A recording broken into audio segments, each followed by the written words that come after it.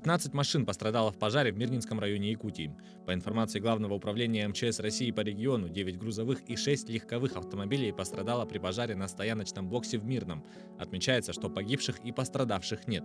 На момент прибытия первого пожарно-спасательного подразделения горело здание изнутри по всей площади. Пожар локализовали на площади 800 квадратных метров. Предположительная причина пожара – короткое замыкание электропроводки щитка на вводе в здание. На данный момент устанавливаются виновное лицо и нанесенный ущерб. В ликвидации происшествия задействовали 24 сотрудника и 6 единиц техники Мирнинского пожарно-спасательного гарнизона. Мошенники украли у жительницы Якутска более 160 тысяч рублей. 58-летняя женщина рассказала сотрудникам полиции о том, что ей позвонил неизвестный и представился сотрудником банка. Аферист сообщил, что на счетах потерпевшей происходят подозрительные операции, поэтому необходимо провести верификацию, для чего ей нужно назвать полный номер банковской карты. Женщина сообщила ему номер, а также рассказала про имеющиеся у нее карты сторонних банков.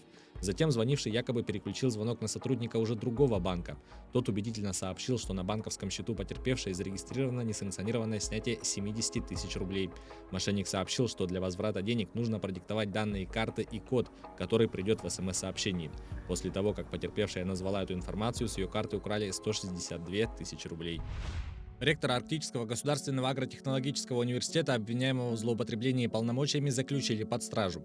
По сообщению Следственного комитета по Якутии в отношении обвиняемого избрана мера пресечения в виде заключения под стражу. По данным следствия, с 2016 года обвиняемый давал указания сотрудникам о подготовке документов о зачислении и отчислении из 4 курса 136 студентов.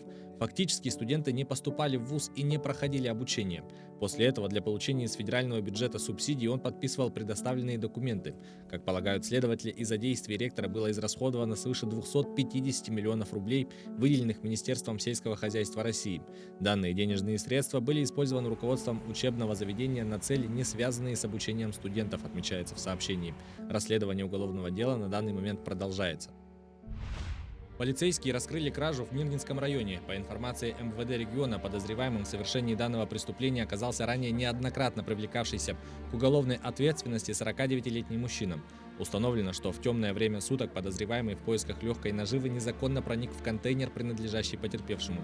Однако ничего ценного там не оказалось. Тогда злоумышленник решил не уходить с пустыми руками и прихватил с собой удлинитель, а также алюминиевые и медные провода. Похищенное было изъято, а в отношении вора возбудили уголовное дело. В ДТП в Краснодарском крае погибли 6 человек. Обстоятельства произошедшего проверяют следователи. По предварительным данным, рано утром водитель «Газели» при развороте не предоставил преимущества в движении грузовому автомобилю КАМАЗ. В результате дорожно-транспортного происшествия пострадали пассажиры и водитель «Газели». 5 из них от полученных травм скончались на месте. 3 пострадавших были госпитализированы в лечебное учреждение. Но, несмотря на оказанную помощь, одна из пострадавших скончалась в машине скорой медицинской помощи. В настоящее время в лечебном учреждении находится водитель и пассажир «Газели», которым врачами оказывается необходимое лечение.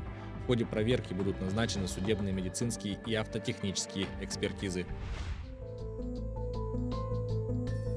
Испанская полиция арестовала 5 человек и 2 тонны гашиша после напряженной 5-часовой погони в Средиземном море. Об этом стало известно в субботу. На видеозаписи, сделанной с вертолета во время преследования, видно людей в масках на моторной лодке, которые сначала спокойно фотографируют полицейских и машут им, а позже поспешно избавляются от груза, выбрасывая его за борт. Пройдя 100 морских миль, это более 180 километров, подозреваемые в конце концов были перехвачены патрулем таможенной службы и задержаны. Полиция также захватила 66 оставшихся в лодке коробок с наркотиком. Предположительно, их везли из Марокко в Валенсию. Лодка длиной 14 метров оказалась оснащена 2 двигателями мощностью по 300 лошадиных сил каждый.